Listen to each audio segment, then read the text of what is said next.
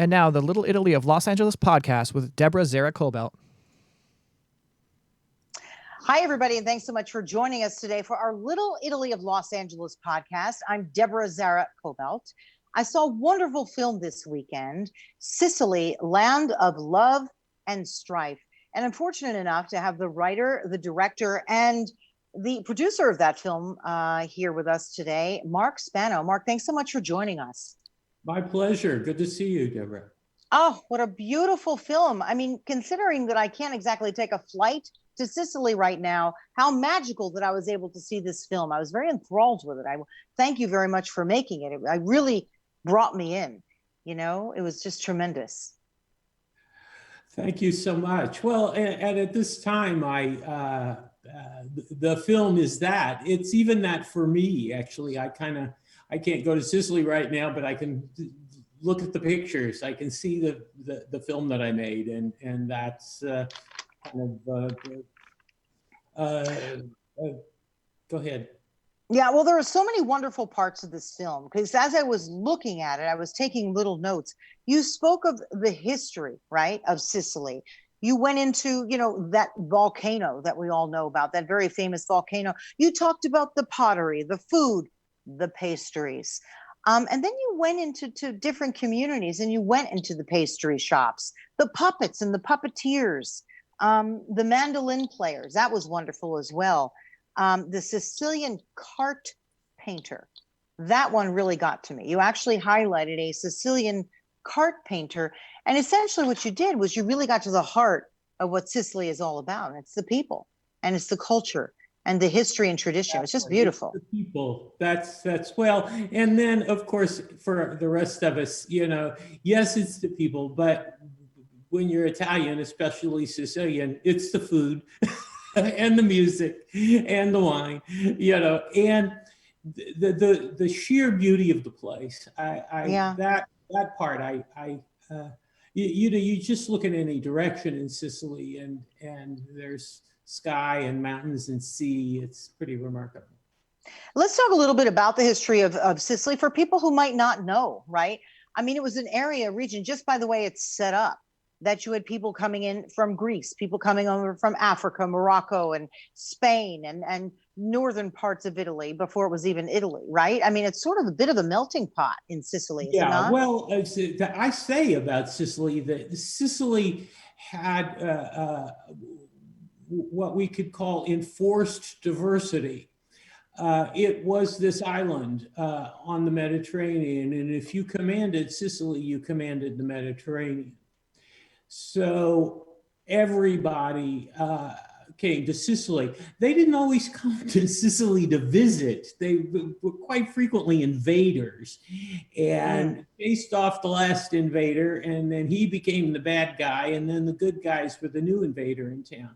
So Sicily had to incorporate change constantly. Sicily had to live with foreigners continually. Sicily, in pre-Christian days, had many religious changes. It had what we would consider Greek paganism. It had Islam, Christianity. It had I'm not thinking of it right now. No, I know what you mean. It was, as you called it very, very successfully, it was a melting pot of all those different cultures, right? And traditions. You could even see it in some of the architecture there, right? It was very, there's no doubt. Go ahead. In an island like Ortigia, Ortigia is a tiny island attached to the town of Siracusa. You could see the history of the world in the architecture of that tiny little island, just walking from place to place, because every influence, every Baroque influence, of course, which was very strong there, and the Greeks and the Arabic and the Romans, and you name it, it's all there. And it makes Sicily very different than most of the places in Europe. It's not quite completely Europe, Sicily. Well, how? Go ahead. a little more than Europe. Go ahead. How long has it been a part of Italy? Again, for those who don't know quite about the history of Sicily and the island there. Okay, the Risorgimento really was in the 60s and kind of came to the Republic with the 1860s. So the United States of America is older than the country of Italy. And during Sicily's life, Sicily's been part of North Africa. It's been part of Greece. It's been part of Anjou, which was part of France before France was all France. It's been part of a great many other countries, Austria, Spain, and for the longest time, Spain. It was even part of Spain when some of the Americans who are here left. It was probably, we had immigrants to the United States before the unification. Mm-hmm. Wonderful. So your name is Spano, right? Your family is from Palermo, your grandparents from Palermo and Puglia, and you grew up in Kansas City. In fact, your grandparents had a produce market right in downtown Kansas City. Tell me a little bit about how you were influenced by them and your great interest in Sicily and all things Italian. Well, that's my grandparents came from the market in Palermo called Vucceria. And Vucceria is my favorite market in Palermo because it's where my grandparents came from. And it's also familiar. Yeah. Yeah, it's also the oldest. The word, the expression Vucceria comes from the French boucherie, actually, and kind of breadbasket. And it was, so it's been there an awfully long time. I mean, it's a medieval place.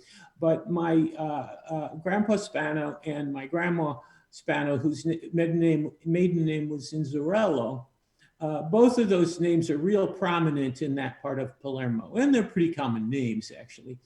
I walk around there and I met all kinds of people with my family names. And we're not sure if we're related, but the great thing about Sicily is they accept you immediately as part of the family. But go ahead. That's what you were saying in your film. You show up, and so many of the people that you interviewed, let's talk about that a little bit. Your film talks about the beautiful geography and the region, but you did so many wonderful interviews with people there. And the one thing that I got from this is you can come as a visitor, but now you are part of Sicily. You belong there, even as a visitor for a short amount of time. And the people really make you feel at home and welcome, right? That is absolutely the truth. I mean, we had so much cooperation, so much being looked after by folks. As soon as we got to a town and explained what we were doing, and everybody was very engaged and welcoming, and that I loved that. Yeah. And do you still have family over there as well? Obviously that I know my Pugliese family. I have not found my Sicilian family in Sicily yet. And yes, it's something I'm going to do. And I keep saying I'm going to do it, but I haven't done it yet. Please do it. I did it not long ago. And they were all related. Clearly, they're the descendants of like my grandparents, right? Like their siblings and then their kids and their grandkids and and I found them all. And they were so welcoming to me. And the moment that they met us and my family at the hotel, because we had arranged it, I felt as though I had known them immediately. And I think it was very mutual. It's a beautiful experience. Please don't, take any more time. Just do it, because it's an experience like none other. And after the film that you just did, gosh, I mean, it's in your heart, that place, It's in my heart. There's no question that the place is in my heart. And it's kind of in my heart in spite of me in some ways. I didn't know what Sicily was. My grandparents, I would ask my grandparents, my great uncles and aunts, what was it like? What did you do? Oh, you don't want to know. Oh, you don't want to know. Well, they were I very. used to hear that too. You don't want to know. It's like, why don't I want to know? What happened? Tell me Well, why but they I said did that. want to know. Yeah. And so finally, I got a cousin of mine. I had to fly back to Kansas City, and because of my father's health, this was many years ago. And I sat down with a cousin of mine, and we talked about, and these are cousins actually who are still in the grocery and produce business. And I sat down with the eldest. She's long gone now, but I asked her many questions, and she gave me the information about the market, about Buccetti, and about relatives on her husband's side who were from Monreale, very near Palermo. And so I kind of had a sense of, this is where my people are from. My people are from the western part of that island, kind of the northwestern part of the island. And once I got for the first time to the northwestern part of the island, I saw my name everywhere. So I figured some of them have to be relatives. They've got to be relatives. You just start asking people. It's funny. My father's name is, or was, Anthony Zara. So as we were walking around the streets of Monocasati and San Barbato, it's in the Avellino region, we were walking around with my cousins, and they said, oh, that's Anthony Zara. And, oh, that's the Anthony Zara. I said, wait, what's going on? They said, they just named them after their uncles and relatives. And, you just pass down the names. So there were lots of Zaras, because that's my maiden name. And same with you, right? You're lots of Spanos. Yeah. Right? All over. That's kind of exciting. And you feel like, gosh, you've got to be a relative somehow, right? It's an exciting thing. Well, my Spano grandfather was a very tall guy. Mm-hmm. He was 6'4", and 6'4" in Sicily is kind of an exception. A standout. And so we think, principally because of the height, that he probably had some Spanish blood, because there certainly were a lot of Spaniards in that part of Sicily, and they were tall. Spaniards were tall. Certainly in European history, they were taller than what we think of as Sicilians. So, right. Interesting. Have you done your DNA? I mean, you walk down the street in Palermo and people have freckles, they have red hair, they're blonde, they're blue-eyed, they're dark, they're short, they're skinny, they're tall, all of it. They're everything. They're everything, yeah. I love what you wrote. You said Palermo, where the dog, the cat, and the mouse walk together. What a great line. Actually, you know who said that in my film is Leo Luca Orlando, the mayor of Palermo. And he's a lovely guy. He really is sort of the philosopher spokesperson for Palermo and for Sicily. He was so warm and talking about the kind of cultural change that he felt was necessary there in order for Sicily to become a more modern economy. So many young Sicilian people, many of my friends, they have to leave because there's no work for them. Now, still, and I mean, primarily it's tourism, right? And now a lot of people most people can't go there at the moment, although I imagine Europeans can go. I'm not quite sure what's been lifted there in terms of travel and vacation, but that's got to be very tough for them.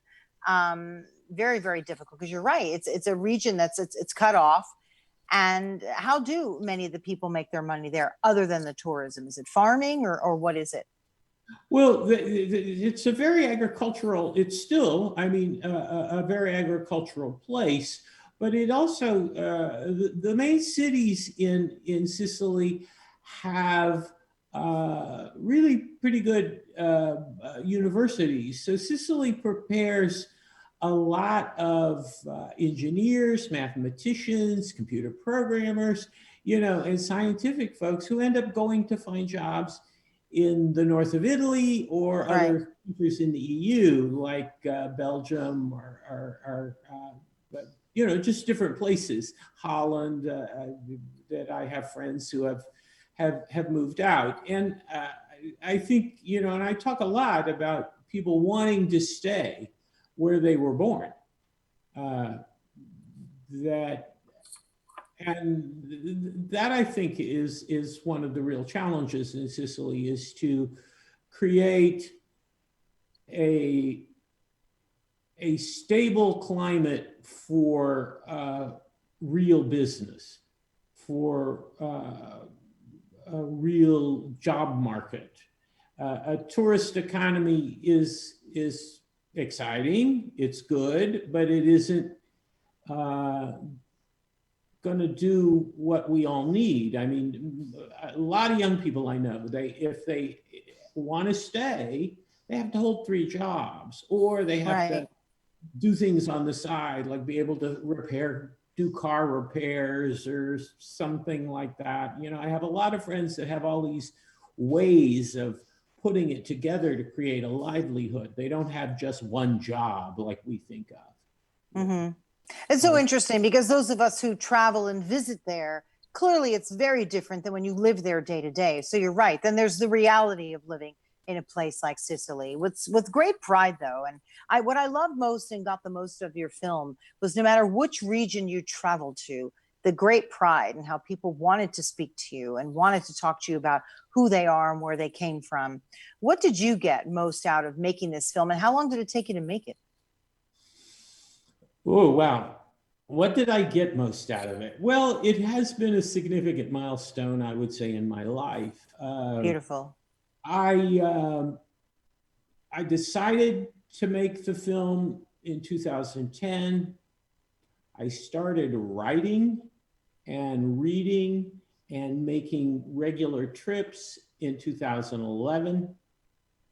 We started shooting in 2015.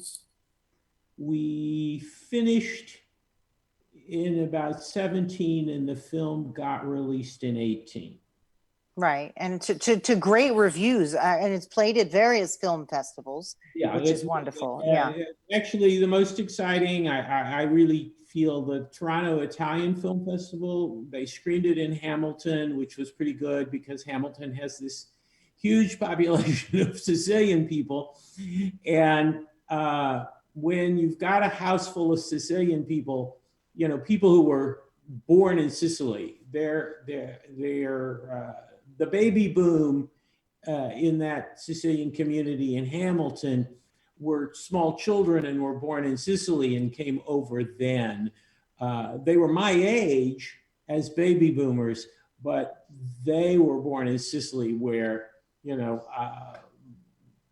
that generation is it's usually a grandparent generation that's looked back to in the States here to say who was born in Sicily. There are some, certainly, but the big immigration into the United States would be the grandparents of the baby boom. Yeah, so go ahead, sorry. Well, you talk about how did this affect me? What did I get from it? So much. It's informed my identity in ways I didn't know that it could, that things you didn't quite understand about your people and about life. Made sense. Suddenly made sense, right? Yeah. Goethe says Sicily is the clue, and that's for sure. Sicily is the clue. If you want to know about Italy, he says Sicily's the clue. You learn Sicily, you know Italy. And Lampedusa says in The Leopard that, he talks about the Sicilian personality, and that how we have this sort of profound sense of self and sense of even how we look when we walk down the street, and we live in an Anglo-Saxon culture, or it's certainly changing now. But when I was a kid, we were basically living in what was a British heritage, and that concern with presentation of oneself was kind of poo-pooed, you know. We went to Catholic schools, many of us, and we had sort of an Irish upbringing in some respects in our Catholic schools, and that sort of Sicilian peacockery, that Sicilian wanting to present oneself, that was frowned upon. And after being in Sicily, I don't have any conflict about that anymore. I understand it very well. Well, I think, because I can see the evolution of what happened. You know, those who came here early in the 1900s, there's so much poverty in that whole region in Europe. Oh, yeah. And they came, we all know that, right? And they came here and they said, you're American now. So they raised people like, you know, my parents, and they were like, they just taught us to be, you know, American kids. But now that we have been through that, and now that we've been back to the country where we all came from, we think, well, wait a minute. Now this makes sense, right? We understand where we came from, but we weren't necessarily taught that, you know, and I'm making sure that I teach that to my kids. It's like, hey, look, this is where you're from. And it was legitimate. It was legitimate. My experience growing up in Kansas City was vastly different than my friends from New York and Philadelphia and New Jersey and Connecticut and places like that, where there were these big, tight Italian communities. We had a tight community, but in order to mainstream educationally, professionally, one really had to sort of play down one's Italianness. Oh, there is no doubt about it. My parents really played it down, and I often wondered why. But you learn why once you go back and you see where they came from. It's perspective. Said to me, "You don't have to speak Italian. You're in the United States. You speak English." I know. Well, you know, I really wish I spoke. I understand a little bit. I can speak just a wee bit. Poco. Yeah, but I really wish I had a better grasp of Italian. And that could have happened. And there was a fear that we weren't going to make it if we identified too strongly as Italians. We had to identify strongly as Americans in order to mainstream into careers, higher education, etc. You know. Right, but a film like yours takes us back, right? It's almost like it goes back full circle, right? You take us back to the history and the tradition of Sicily, why it is what it is, and what it means to us and your generation, my kids' generation, and how to now connect all of that, which is what was so beautiful about this film. You really just brought me in. I wanted to get on a plane immediately, and it's too bad that I couldn't. And we can't at the moment, but I will. I mean, it may just be the first place I go after seeing this film. Go ahead. Oh, good. I'm glad. Then I've done my job. Oh, no, you've done your job. I've had many people watch it since. It was very captivating. Oh, in fact, I came to you by way of our councilman here, Councilman Joe Busciano, who saw it with his son, and he said, we've got to get this guy on. I mean, you know that, right? That's how. Joe saw it, and he called me. Right. And he said, let's set something up. I want you to come to LA. And I said, I want to come to LA. And we were making plans. And in the middle of our plans, we had COVID-19. So he's done such tremendous work there in Little Italy of Los Angeles, down in San Pedro. You'll come back because you're now a part of our community down there, right? With your film. Maybe we'll show your film there. But yeah, that's too bad. But well, no, I'm very much. I have a couple of others. I think in White Plains, there's a group in White Plains, New York, that I would really. I have some family there. Actually, most of them are gone, but I did have family there, and I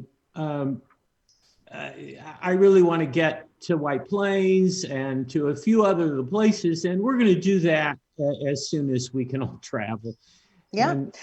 So you've done quite a few films. You've also done a very well-known book, The Midland Club. I love this. It describes you as a kid where you grew up and as a teen and how you ended up getting into film. You started in an audio visual department, I believe, at school, or your first job. Actually, when I was an undergraduate at Georgetown University, this is a long story, but I'll try to make it short. I was very interested in films, and I got a job in the audiovisual department at the library, Lounger Library there. I still have friends from the time of that job, which it was great. in 1972, I think, which was quite a while ago. And I've never left the audiovisual department. I've done a few things. I've done, some advertising work and fundraising and so forth, but I've always come back to film and television. I've always come back to writing. And that's the story of the book. It's a wonderful book. I'm going to urge people to pick that up. The story of Midland Club is the story is a story that is fiction that takes place in the town that I grew up in. Right. In the Kansas City of the late 1950s. I was a small kid, about 8 years old at the time I set the film. Mark Twain, and I've got a bunch of. I've completed another book about that called Veronica's Veil, and I'm working on a third, all set in that same thing. And Mark Twain once said, "The longer I live, the better I remember things that never happened." I'll remember that. And that's kind of my fiction writing, is that I can call upon the neighborhood, so to speak, pretty easily in my imagination. So I use it for the books that I write. And then the stories I kind of piece together, but not all of the things that are in the stories actually happened, but a lot of it did. Mark, you're a wonderful artist, wonderful filmmaker, writer, producer, director. I mean, you're an artist. That's what you are. And I'm going to implore people, please, to get this film, to watch this film. It was very, very special. And if you've been to Sicily, it would have a different meaning than if you've never been to Sicily. Sicily, land of love and strife. There's so much to learn from this, whether it's the historical perspective or the many, many interviews that you did. You even touched a little bit on the history of the mob there. But it was you can't talk about Sicily without talking about the mob. But I know, right? But it's not the only subject. No, it's just you just touched upon it a little bit, and 1,000 years of culture. Yeah. You can't just brush that aside and just say, the Mafia is the only subject. It certainly is not. My laptop is falling off. That's okay, because we have to go anyway, but I enjoyed very much talking to you. It was very interesting, and I learned quite a bit. And that pastry scene, that scene where they were making the pastries and that small little pastry stop, that's staying with me. That Sicilian cart painter, for people who don't even know what I'm talking about, just get the film, because that really had an impression on me. Of course, the fashion, that was amazing, and all the different regions that you traveled to. It was just a delightful film. It was 102. Unbelievable. He was lovely. I loved. And he said to me about his son, he says, I have to take care of my son. I think his son was in his 80s, right? His son was 85. He says, I have to take care of my son. He says, because he's old. Oh my God, I love that, right? I love that. That's so true. He did say that. That's beautiful. Thank you so much, Mark, for joining us. My pleasure, Deborah. How can people find the film? I know how we got it, but how else? Sicily, Land of Love and Strife is on Amazon. It's available on DVD. It's available on Prime for streaming. The book, Midland Club, is available on Amazon.com. Midland Club by Mark Spano. And people can reach you on all social medias too, right? Just by your name? Pretty much. I'm everywhere. Okay, just about. Beautiful. But thank you. I enjoyed talking to you. Google me. I'm easy to find. You are very easy to find because you've had a very distinguished career, Mark. And by the way, I love that, now from Kansas City and all the work you've done in Italy, now you live sort of way out in a rural country, right? And the Carolinas. I live in the middle of that. nowhere. Yes. In the middle of nowhere, just to get a little peace and quiet so that you can think for your next project. Yeah. Thank you very much for joining us. And thank you, everybody, for joining us for the Little Italy of Los Angeles podcast. We love bringing these to you. It's always so much fun to talk about all the different work that so many Italians are doing, Italian Americans and all sorts of folks. And please come down and visit us at San Pedro, where Little Italy is located down in Los Angeles. We've got lots of great restaurants and events that should be happening soon once we're able to meet again around the piazza. In the meantime, thank you very much for joining us. I'm Deborah Zara Kobylt, and we'll see you next time. Bye-bye.